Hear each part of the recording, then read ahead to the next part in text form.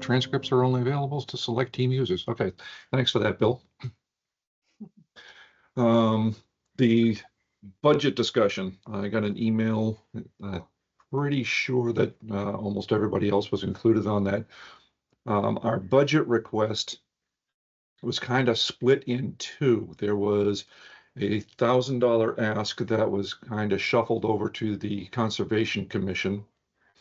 And the remainder is still on the town warrant item as item number 37 on the warrant draft that he sent out the other day. I want to say yesterday, or maybe it was Friday, because yesterday would have been Sunday. So we do have a warrant item for the town meeting in May. Now, since I'm still kind of new to this, and I hate to sound like I'm making excuses, but how do the town meetings work when it comes to warrant items? So I'm going to ask for some enlightenment, please. Yeah, so at the town meeting, somebody will be making a motion, which will be more or less the same text as the article. And typically it would be the chair of the committee. So that would be you. Okay. And the motion itself is prepared. So what happens is Sandy typically hands out motion cards. And the meeting just goes from warrant article to warrant article. So you know when you need to get up and speak. And then after you're finished making the motion, you have to hand the warrant card to the moderator, or the motion card to the article, to the all one and the moderator. same thing, yeah. But that's pretty much it. Sometimes people prepare, small presentations if it's somehow, think it's needed. I'm not sure it'll be needed in this case. Somebody will probably get up and ask us what's the money for if it's not explained sufficiently within the motion or in the handout. Okay. Is there any advantage to having, a show of force, say several members of the committee there, or is it, I don't know how well attended the town meetings are. So it's, I don't know, generally probably between 75 and 100 people show up, unless there's something on the warrant, which is particularly meaningful. In which case you can have several hundred, couple hundred. It's helpful to have proponents show up for the meeting because you can have them they'll raise more green cards. Okay. So yeah, I want your proponents to show up. We'll try to be there. Well, I'm going to try and be there, that's for sure. Lots of new experiences for me. So at least there'll be 6 people in front of you, so you'll be able to see how it goes. Yeah, because I won't say we're, if I remember right, I think there were 39 or 40 warrant articles. So we're close to the tag end, and people are going to be getting tired by that point. So yeah, let's just get this over with. Okay, yeah. I actually think there's some school items coming, so I think it'll be a more well-attended town meeting. May is typically well-attended anyway, and with school people, they'll be there. There's a good chance that once they're done, they'll leave. And by 37, there will be the hardcores are still there. Skeleton crew. Right. And I will say, don't hesitate to get close to the mic so everybody can hear you. Yeah. Okay. All right. So, and you can plant people to get up and make points that you can tell us what you want us to get up and say, because if there's any opposition, you're going to want people speaking in support of it. That would be something that we can do. I'm not really sure how well known our committee is as far as the town goes. So does anybody see any sort of, hardcore opposition to what we're asking for? No, I don't. Though interestingly, the last town meeting, there was an article which I had something to do with for $1,500 and ended up being more discussed than others, which were for thousands and thousands of dollars. Yeah. However, I don't think this one will be particularly controversial. I mean, people care about Pratt Pond, people care about Lake Wildwood, and Yes. I think they'll just view it as some way of, making sure that those water bodies remain healthy. This is an opportunity for us to let people in town know more about the committee and the work that we've been doing. That's kind of where I'm thinking also, Mhm. and it ties into one of the later article or one of the later agenda items. And I don't want to get too far ahead of ourselves on that. So, but it's going to be interesting. I think it's going to be interesting. Okay, moving on to item 2, the February DO samples that I took on the 5th, and Mike and I took some. Was it the 20th, Mike? Do you remember what the date was? I'd have to check. Yeah, I don't have the spreadsheet open in front of me, but we actually did take some DO samples. And did I send those to you? Okay. So one thing I noticed was that the dissolved oxygen levels, they're still very high, but they are starting to slowly decline. And I find that the whole science behind all this, I really do find it very interesting. I don't have the background like some other folks do as far as aquatic biology and water columns and all this good stuff. So watching the figures and the numbers to me has really been really interesting. We also took an algae sample, and I believe Mike has that. I did manage to spill one of the sample bottles all over the logbook that we've been keeping track of the sample bottles. So one of the pages is stained bright red with iodine. But one thing that we need to do is discuss about having that sample analyzed. The preservative that's in the sample bottle will kind of freeze whatever algae is in that sample bottle, but we need to have it analyzed. And to do that, we have to utilize some funding. At the last meeting, Mike had said from the funds that were allocated to us from community preservation last year that there was still some residuals in there. Is that correct, Mike? Yeah, we have about $380 left, and I checked with the Algo folks. All the bills have been paid, and then I also checked with Gary to make sure he got his payment for his submitted voucher, and so it's $380 available, and I don't think there's anything outstanding. And getting that algae sample analyzed is $180. $180. Yeah, I haven't checked on the pricing if there's been any increase since last year on those. So, do we as a committee want to utilize some of those funds to have this sample analyzed to see where we are in the middle of February as far as algae in the pond?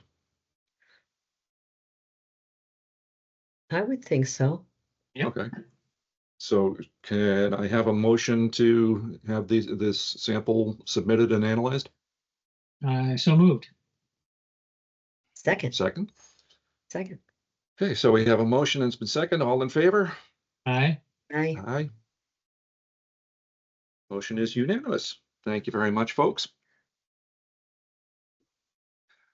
Item number 4, we talked about possibly expanding into Lake Wildwood this year.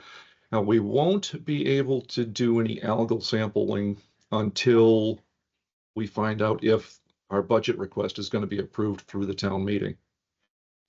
But we can start taking DO samples, dissolved oxygen and temperature samples. And the question is, where in Wildwood do we want to take samples from? And I've got a couple of ideas. One would be basically in the middle of the pond, right off of the Wildwood Ave launch ramp. And I'm open to suggestions for a couple of other locations. Doesn't have to be, as in depth, but it would be nice to start getting some data from Wildwood. Any suggestions? I haven't looked at the bathymetric map. Is that a fairly one of the deep spots? Yes. Yeah, so I just would try to pick a couple of the deepest spots. It averages about 10 feet through the entire river channel through Wildwood. It follows a serpentine path. It's basically an S-shaped pond. Up near the Grafton line on 140 is about where it peters out and starts getting into slightly lesser depths. It's the 10-foot depth starts probably 100 feet to the south of where that one small apartment complex is located on the shore side of Wildwood. And I was thinking that might be one location. Sally's deep in thought trying to place it. Trying to visualize, yeah. But I do think approaching the Grafton line would be, because that's our feeder. That's where Silver Lake feeds into it. So I think it might be interesting to keep a track of what's coming in. There's a couple other, I think there's one or two other tributaries that feed the lake. I don't have the map in front of me, but. Well, I can resend everybody the map. I have one pulled up, but I don't know if I can share the screen right now, because when I call the map up, it goes to a completely different screen. It's not, and it's not something online that I'm not sure everybody would be able to see. Did you send it to us already? I may have. If not, I can resend it. So I think on Mike's point of view, getting an area that's deep, I think at Pratt, we were sampling one of the deepest locations, right? Correct. 16 feet. So if Correct. we're able to find out where one of the deeper spots is on Lake Wildwood. I think if I remember correctly, near the dam, there's like a 13 or a 15-foot hole that's close to the dam off of Wildwood Park. I used to run, when I was fishing in there all the time, I had a depth sounder, but I haven't been in there in years with a depth sounder. But if I remember right, somewhere close to the dam, and it may even be deeper than I remember. There may be something closer to 20 feet in there. You sent us a photograph of Wildwood, but I don't have a map. Okay. But I will send everybody the map when I'm able to.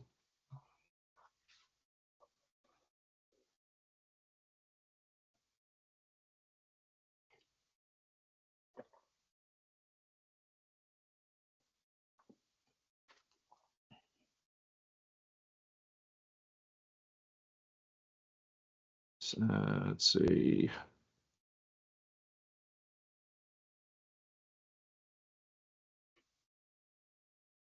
Near the dam.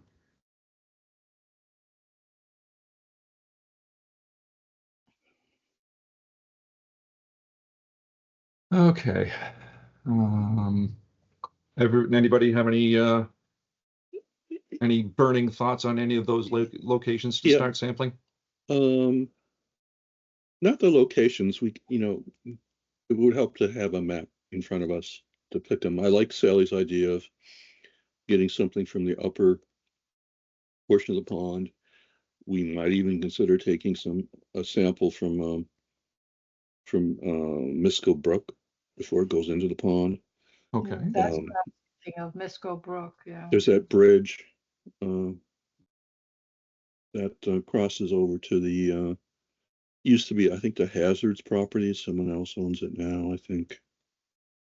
But in terms of parameters, we do have some funding available, so we could add to the list steel temperature, phosphorus. We could start taking phosphorus and maybe nitrogen early in the Yeah. season and have funding to do the analysis. And we could also take algal samples and archive them Okay. because they don't have to be analyzed, for a year. So we could we could have a full suite, which would be an improvement over what happened at Pratt Pond last year. We had no thought of our own. We had trouble getting or Gary had trouble getting an analytical contract established. He needed some help from the town, and it was kind of slow in coming. Um, um, but now we have that contract in place, so Okay. we can start sampling. And the phosphorus nitrogen analysis aren't that expensive. We could cover them with about $200 left Okay. in the budget, hopefully after the algal sample is sent in. Do Yeah, you I know? was in favor of doing nutrient studies at the inlets. So Sounds reasonable. I think of the people who know that pond the best is you, Sally, because you work on it, and Gary, because he lives on it. So I wonder if we should be asking Gary if he has any thoughts too. Yeah. When we take a look at the map, the direction of flow, I think that'll be important. Okay. Hold on just a moment. Like if we And- say we're going to, we also want the number of sampling. So let's say we want to do 4, 5, 3, whatever the number of samplings that we think we can budget, then we can prioritize where.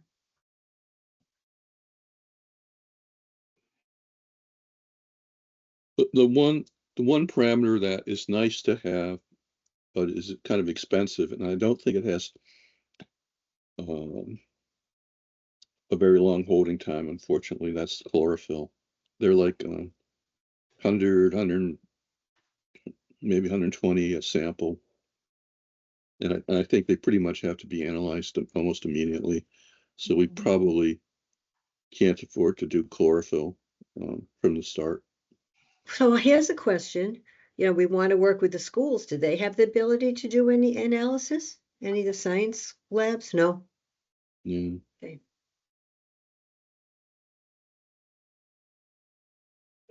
I mean, conceivably you get kits to do the nutrients, but I think we're better off going with a commercial lab. I don't think there's any kits for chlorophyll that I know.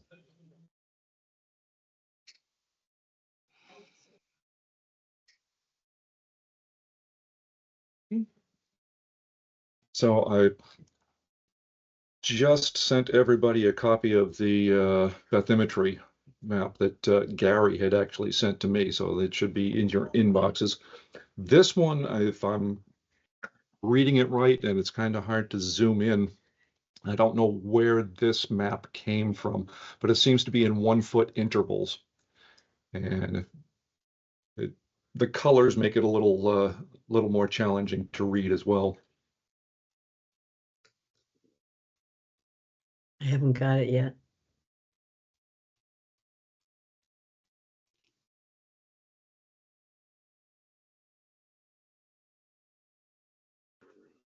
There it is. Mhm.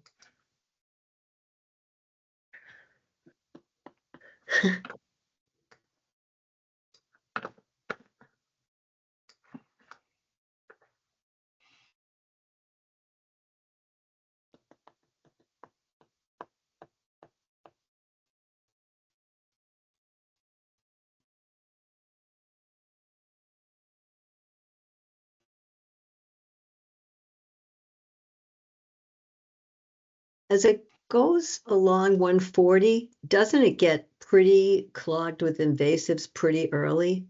I used to take canoes out of there by, or kayaks out there by Red Rock. Mhm. And you could go into the main body of it, but if you went off there to the right, even pretty early in the season, you couldn't get very far. And I also remember there was some purple loosestrife starting out there a few years ago. Last year, I went fishing in there one afternoon, and we were actually able to get pretty far upstream, beyond where that house is. Trying to think of where it is. There's a couple of beaver dams up there that they've altered the direction of Misco Brook. But we were able to get up there quite a ways, and it was actually fairly open last year. The year before last, it was just a solid mat of weeds in that cove area that you're talking about, right up there along 140. So that's more reason to get a sample farther up. I don't know if you can access it up there closer to Maroney Road or like from that point. Because if we're becoming clogged with weeds, it would be interesting to understand the nutrient level that's coming into the lake. I know people who live in that apartment. You're talking about the 3 apartments that are side by side. Yes, ma'am. So if you need permission or anything, I guess. Yeah, one of my nephews used to live there as well. Is that the one you mean off of Maroney and 140 on the opposite side of the street? No, it's Or- right. It's on the pond side of 140. If you're looking where it says Main Street, just to the Yeah. left, there's a little gray Oh, yeah. blob. It's Yeah, actually a 3 apartment complex, if you want really? to call it a complex. Yeah, there's 3 Wow. separate apartments in there. Oh, that's hard to believe. Oh, yeah.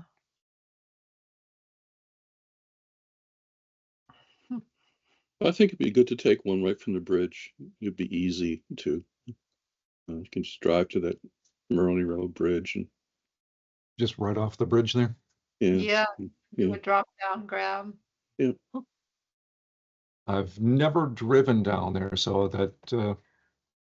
so now, would this be a spot where we would want to continually sample through the season? You know,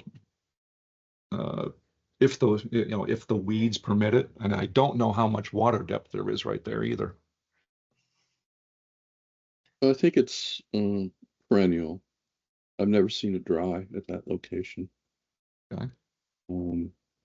Might not be very deep, but I think it might be a place to consider sampling maybe during a storm event or two. Okay. Yeah, You know, in sample for nutrients. During what? I wouldn't sample for nutrients. I wouldn't sample for phytoplankton there. Just nutrients. I think you said during storms or something, right? Yeah, yeah. Yeah, I agree. I think it's really important for us to understand what is coming into the lake from the different sources. So if we're trying to manage the lake, we need to know what's feeding it. Mm-hmm. That all makes sense. You can see that tributary up by Maroney Road, right? You see that? Yep. And right up there, that's about where the beaver lodge, one of the beaver lodges that I saw, over towards Gary's house. He's got another beaver lodge. I think it's on the opposite side of the pond from his house, probably over by the island. And I don't know how many active beaver lodges there are in that pond. So isn't there another tributary down further, like on the southwest? I see West River there, West River. That's the outflow, yeah. That output, which is in its own thing interesting just to see like what comes in and what goes out, but how Right. much is being taken up by all our weeds and everything. But I think there's another tributary near like Dairy Drive or something. I don't see I it on the think you're, for like, some other- reason, I'm thinking there's a shallow cove back there. I'd be And interested if that's there. I thought I saw it in some other map because of, and I thought those students when they kayaked around it saw it because it's feeding that entire neighborhood, like the washout from the neighborhood. So if there is like a lot of lawn fertilizer and care going in, it's going into that stream and feeding the lake there. That would be good for us to know. So that would be William Street down at the bottom here, where we can't see where that meets 140 on this map. Yeah, but I think somewhere between 140 and up towards the Grafton line, I thought there was another tributary. Can you see? I can't see anything. I know it's not showing on this map. So. no, it's not showing on this map. And I know the one that you're talking about,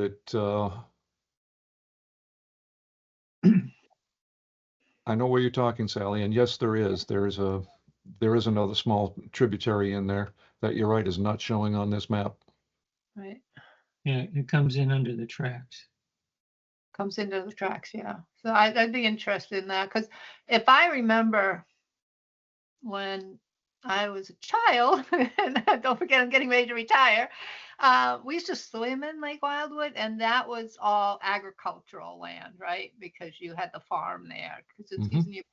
And I remember there was a big issue that was before they really started eliminating what kind of pesticides people can use, et cetera, that I thought I remember historically because my parents were very involved in trying to help these lakes and ponds. And I thought I remember there was a situation where the agricultural land was really dumping into the lake, causing a lot of problems. So that was back in the 60s, I think. A long time ago.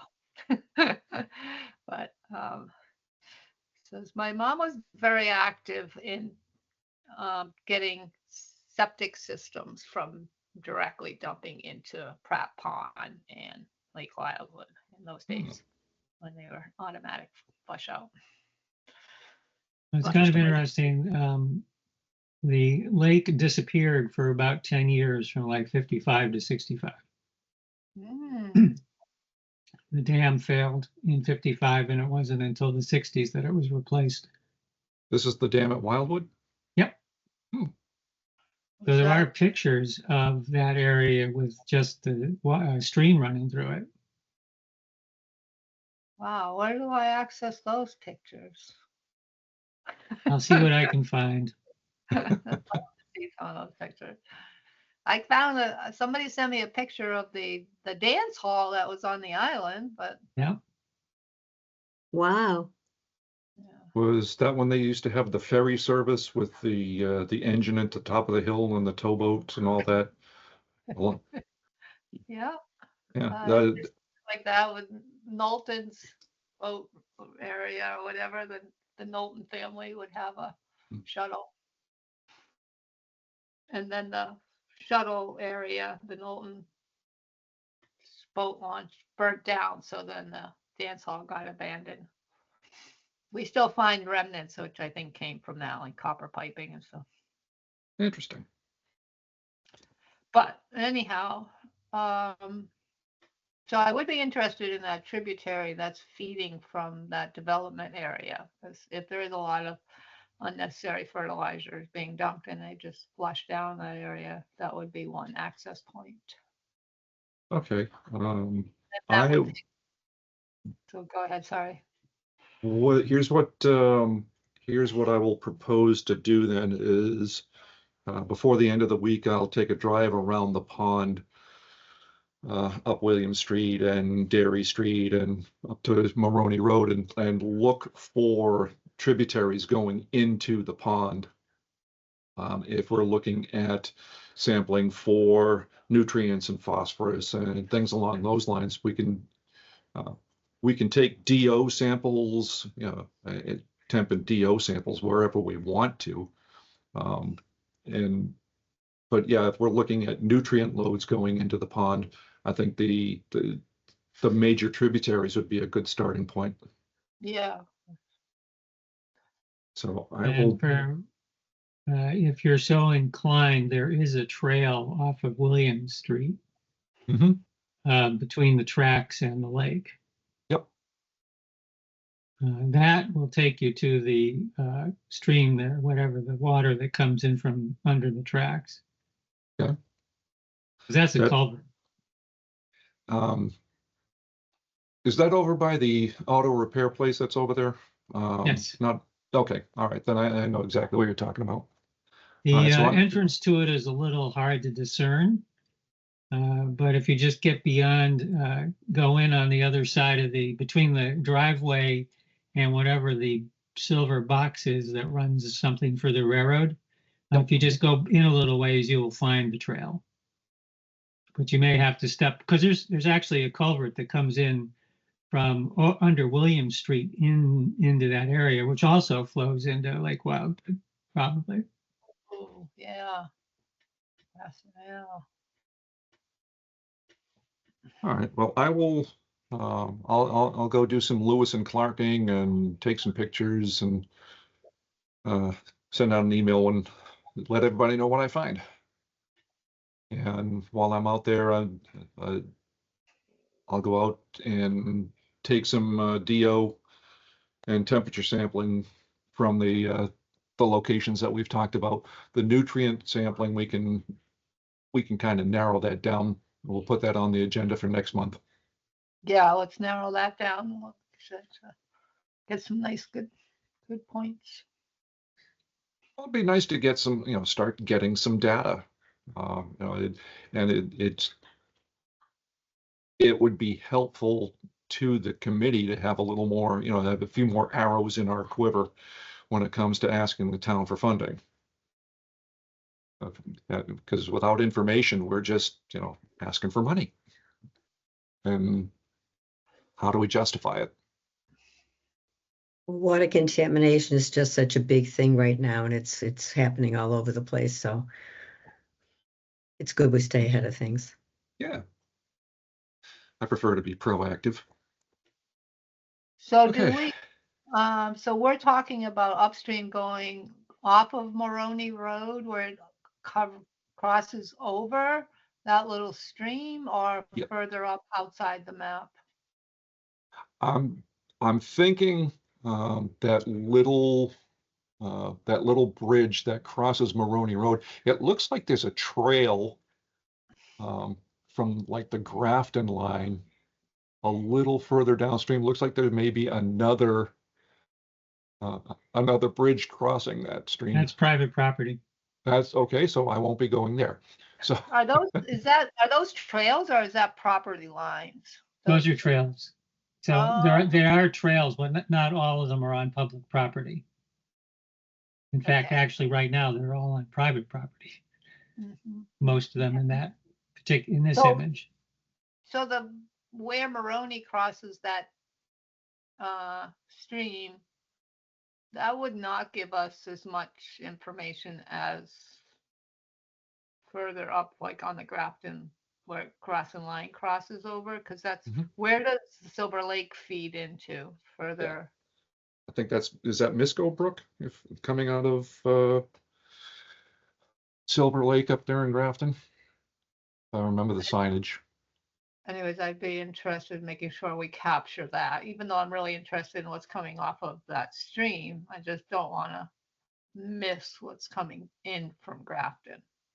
So Kind of that neighborly responsibility of mhm. keeping your I nutrients think down. I think Misco Brook is the main inflow there. Yeah, but the What's map shown doesn't- on where Right. if you look Yeah. at the map where Moroni Road crosses. Okay. All right. That's So further. but the yeah. question is what is, I said Misco Brook, but if you look Mhm. at some maps, Misco Brook ends at that pond in Grafton, and then from downstream of that, it's called West River. Okay. But anyway, there's that crossing, and the crossing's easy to get to, and I think it's the main inflow for the pond. Can I ask some questions about this map just because I don't know, I don't know. On this map in the waterways, I see some numbers like 5, 1, 2, 8, 16. What's the Is that- depths? It's the depth. Okay, so that's feet, I'm guessing? Yes. Feet. Okay. Yep, should be feet. And the other thing, I have a little magnifying glass, so I don't know if you're going to see it, but there's all these little dotted lines. So it starts at the top and it intersects with Maroney Road and it goes down, and then there's another ones that go across, and they're all over the place, and I don't know what they are. They're I think- trails. Yeah, I think Those- those are trail map markers. They're trails, okay. But I thought that might be, they're on private property. okay. And I see Okay. the trail is delineated that Bill was talking about down, that kind of parallels the railroad tracks down towards William Street. That's town-owned land. That's the town that, or the land that the railroad was looking to take over, wasn't it? No, well, we don't know, but the land that we think the railroad was interested in is essentially all of the land, that block of land to the east of Wildwood, the big block of land. It's like 50 Okay. acres. Yeah, I don't think we want that, No, I don't think anybody wants that except the railroad. except the railroad. But didn't the town want to get it? This was to keep the railroad from Yes, enlarging? we continue to talk to the, essentially at this point, the estate about acquiring that land, but it's a slow slog at this point. They have a lot of stuff going on. Okay,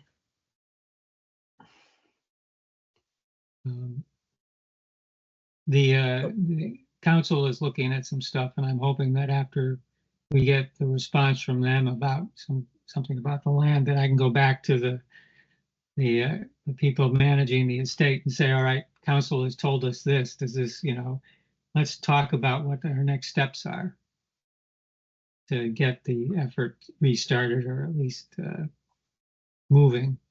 thank you. It's important. Okay, so any more discussion around Wildwood for right now? Well, maybe, just one other thing is just keep thinking about midsummer. We might want to pedal around looking for water chestnut and try to establish how much is there and where it is. There's probably a patch up near the upper end of the pond that has been noted before. I remember Gary saying something about that last year. Yeah. Do we have the ability to pull invasives? We could have an event.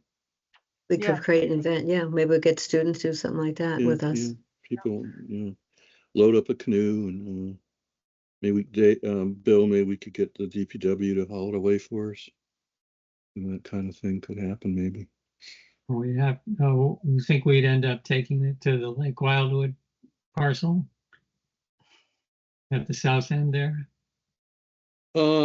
Maybe there. Yeah, I mean, you mean where That's the boat the ramp only is? town-owned place you could bring it. Where the boat ramp is, or we could maybe ask Red Rock. Yep. They have a spot, right near, although they have parking issues there. But it might be a What- spot. Not What are on the- Mondays. I don't, I didn't miss that. What do you need the spot for? Just to offload the Okay. water chestnut onto maybe like a DPW truck. Can't we use And the then what do park? you do with it? Well, do you have some place at DPW that you could just dump it and let it compost itself? I'd have to ask it. I mean, we have a lot of piles in the back there. I'm not sure how much room there is, but Yeah. there's probably enough. We could Would be also just ask compost the it? state, because they did a major water chestnut remediation over in the Sudbury River over in Framingham in the Saxonville area. Where, a lot of hand removal of water chestnut, and what did the state do with all that? So there's got to be someone from the state who could give us some helpful hints. And another possibility might be Stefan's farm. Could be composted there. The town-owned property there. Yeah, I think the challenge is with the water chestnuts is their seeds don't break down as quickly. And so you get all this compost, but your seeds are still intact. And then, yeah, you're not solving the problem, but Yeah. replanting I'm with not lots sure of, when the seeds are actually Yeah. formed. Have to research that Right. a little bit. We get ahead ideally of time. before it goes to seed, right? When that's, Yeah, I mean, ideally, you catch it when it's in flower. yeah. Before it really, and those seeds Exactly. are nasty anyway, Yeah. they're Yeah, like little Spiky, cloud. five-pointed. medieval weapons. Terrible, yeah. I'll reach out to one of my Sowasco buddies that I used to work with, and try and get some information out of him. He might have some good points of contact on best practices and what to do with it afterwards. I think if you get it before it goes to seed, then it actually has a high nutrient value, and you're helping bringing nutrients out of the lake, right? You're removing nutrients with the plants. You just don't want those seeds. So it's really important to get it before the seed, which is probably late summer. I'll do some research on that and Yeah. report back. If I get any information, I will too. I know that we did some harvesting when I did Charles River research. We tried to time it before I went to seed, so I think it's late summer, but I'm not sure. Is it not better to do it as early as you can in the season so it's not so well developed and maybe less matter, no seed worry, and easier to get up because it's not rooted so much? If I From remember, everything sorry, go ahead, Sally. if I remember correctly, there is an ideal time to pull it, or it's easy to pull, and it's almost when it's getting ready to flower or something. But I might be wrong. It's been a while, and if you're really wanting to take advantage of the fact that it will pull nutrients out of the lake, then you want it to basically Later. up as many nutrients as you can, and then get it out of there. But I don't know what the extent of our problem, because we're not like Charles River or something, right? Where they're really pretty saturated with water chestnuts. So. Well, I remember our former Concom agent, Shelby, I think in around 2014, he mapped it, and I have that map somewhere. And I think he mentioned that he and his girlfriend actually pulled some when they were out there. So it's probably hasn't been touched since then.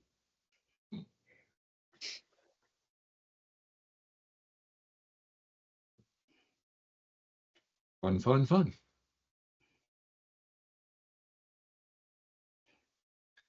Okay, so we're starting to run out of time here. Shall we quick hit a couple of these last agenda items? I don't remember if I had asked about this, but the sharing the data that we gathered last year on the algals and the DO and temps. Do we want to, as a committee, share that with some of the other stakeholders in the town? And we did talk about that, Board of Health. And I did check with the Board of Health, and when they are monitoring Kiwanis Beach, all they're doing is going out and taking water samples for E. coli. And they just sample right there at the beach. So there's no duplication of effort from where we're taking our samples from. And they don't have any of that data. They're not looking at anything except E. coli. So this could help expand our footprint a little bit. Do we want to share that data with the folks from Fish and Wildlife that I had made contact with, some of the other committees in town? Again, showing that we're actually doing something as a committee rather than just meeting once a month. I think it's not a problem to share it all. I don't know who really will dig into it or be invested in it, but making it available, or somebody that might spark interest in somebody out there that really does dig into the data to join the committee or be involved. We could post like the data reports on the website. Yeah. The town website. And speaking of, I think I uploaded all of the information that the Department of Fisheries and Wildlife sent to me on the web page, the Lakes and Ponds web page. Has anybody been able to look at any of that? See if I successfully uploaded it? Do you mean the Google Drive? Yes. Yeah. No, I haven't looked. I'm glad you were able to upload it though. Well, I think I uploaded it. That's why, Okay. I wanted to see if anybody has actually been able to poke their nose in there and see. Yeah, I wasn't Well. sure if you needed like an authentication before you could start doing that, but if not, that's good. I think that's good. And maybe we want some better security on it than that. I'm looking at it right now. Because if all the data on all the ponds that fisheries sent me, it uploaded correctly, I can upload the 2024 data the same way, and it'll be there.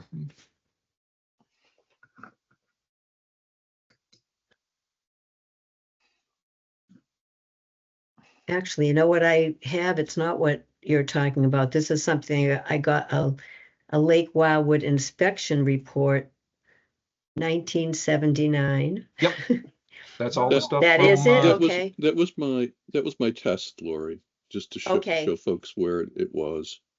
But that's the only thing I've put in Lakes, Ponds, and Wildwood, and that's all I got. So should there be something else that we have now under in the Google Drive? In the Google Drive, there should be an absolutely huge amount of data from Fisheries and Wildlife. And I'm trying to remember what the title of it is.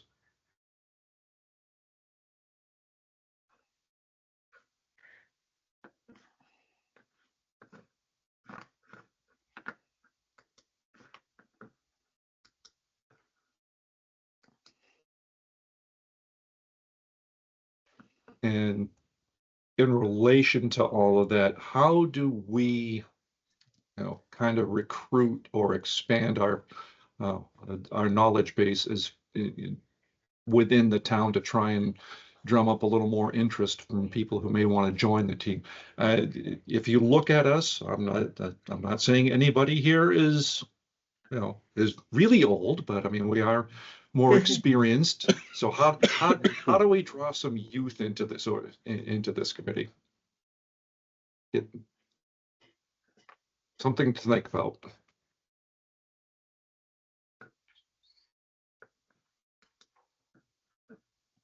I know that Gary wrote to Jim Gorman talk about youth, and I also have just written to him about air quality monitors, but I also mentioned this. So maybe they'll come up with some little bit there. Okay. But right, if even if we talk about a town meeting, people will hear about it. Yeah, I don't want to overload the committee and trying to do too much. too soon, but you know, Well, part we of the, talked you know, part of the about long-term planning. yeah, so arranging some volunteer days, and I've not been very good at helping with that. So, um, Are we supposed to have 7 people on the committee? Do we have space right now for people? I think we're still at 6. Right now we have 5. And that's what, it would be, you know, having some fresh faces, you know, popping in. Like last month we had, I can't remember her name. Christie Cormier. or something. Yeah, Kristen her- Cormier, something like Yep, that. yep, Kristen Cormier. She popped in, which I thought was a good thing.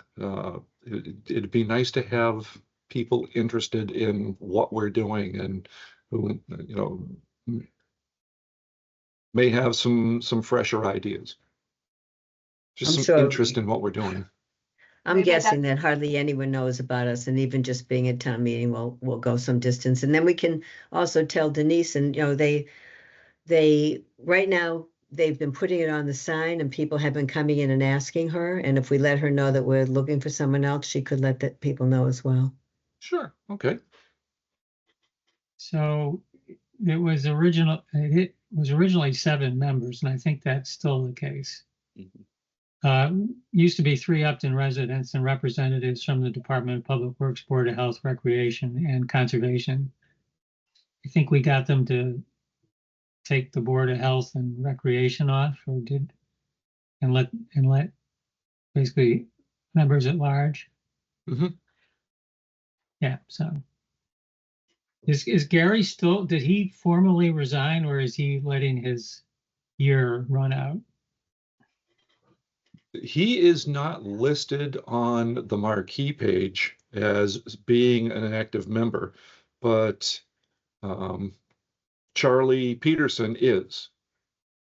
So, so He's Yeah, I know, resigned though. I had a conversation with the executive assistant a couple of days ago about that. I told her that Charles had resigned. Maybe not officially, but he did resign as far as we were concerned. He told us he was no That's longer a going to letter, participate.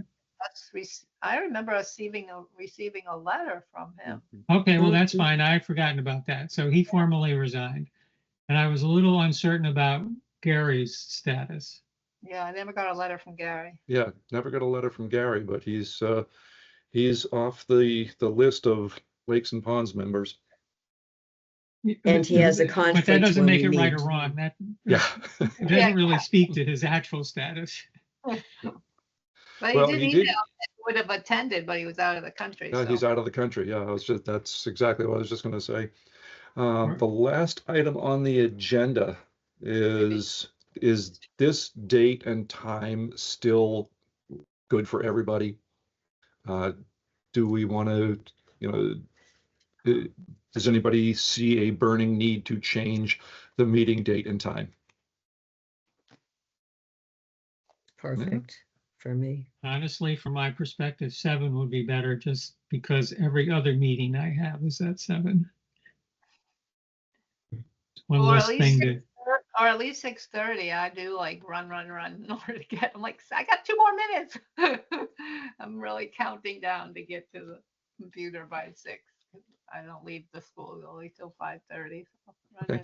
So let's leave this item open for right now. And if anybody, you know, wants to propose a different time, a different day of the week, that I'm open to any and all suggestions. So we can discuss this at a later meeting. okay? Only thing I want to say is right now, it seems like this day at least works for us. And I know if we go to a Tuesday, I see conflicts. I go to a Wednesday, I see conflicts. Go to Thursday, I see conflicts. So Monday seems good. I have other Monday meetings, but not this one. I think for Gary, it's a deal breaker because he likes to do the firefighter parson thing. And I think that is at the same time. So he'd be the only person for whom it might be an issue, I think. And also, we have to do the minutes. I don't think they got in the agenda, but Mike's been doing the minutes, so we ought to talk about them, right? That was, yeah, one of the unanticipated items that came in under the 48-hour. Yeah, we 48 hour. probably should just have minutes always on the agenda, you know, and if there aren't any, just pass over it. I know some typos in what I sent you guys yesterday, so sorry about that, but I can Couple fix missing those. letters, yeah. Yeah, there's a few problems, so. So do we want to hold this open till next month? And when we can formally have it on the agenda? Sure. Sure. Well, if it's really hard for Sally to get here for 6 and no one has an objection, I would say now that could we make a motion to move the time? 2 people out of our 5 would like us to move it. So I would second that. Moving it to 7. I would second moving it to 7. Okay, so we have a motion and Is that been seconded to move our meeting time till 7. Any further discussion? All in favor? Aye.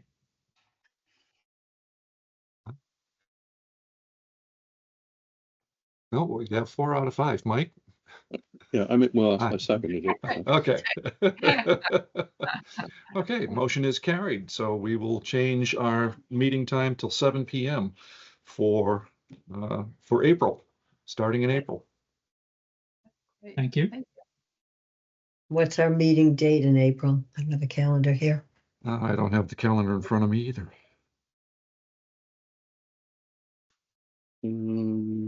7, April 7th.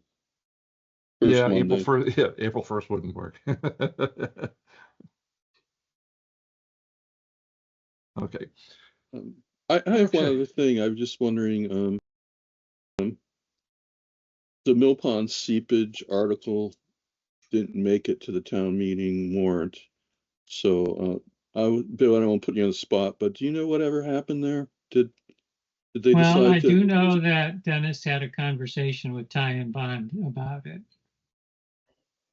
And their take on it was if you were going to do anything material, it was going to be $500,000 at a minimum. Wow. To inspect it? Well, no, obviously not, but. right. So, but they just thought that you were basically looking at it like, and that it would be relatively inexpensive to replace the board. Right. So they're going to do that. I think I'll have to confirm. I think that was the outcome of the conversation. It would be a couple of $1,000s to replace the board. Go ahead and do that and see if it fixes it. So they decided they could fund that without an article. Yeah, exactly. Okay. So that's what no one told me that directly, but I overhear everything that goes on in the office. Let me confirm that with Dennis and I will report back to the committee. Thank you. Thank you. That's a good outcome if that's what they decide to do. They probably will need to come to Concom to permit that work, I would think, or at least talk to Concom about it. Talk to Mary. Yep. I'm not sure how they will do that, if they'll have to have a little cofferdam upstream. Anyway. Well, apparently a cofferdam can be really expensive, and so I apparently they thought they could do it easily. So but like I said, I'll confirm that with Dennis and I'll report back. Okay, thank you. Okay, so we have reached our 7 p.m. allotted time. Do we have any further unanticipated items we want to discuss, or do we have a motion to adjourn? I move we adjourn. Have a second? Second. Okay, all in favor? Aye. Aye. Good job, Dave. All right. Thank you, folks. Thank you. All right. Good night. I appreciate the help from everybody. Thank you very much. Thanks. Have a good month, everyone. Good night. Thank you.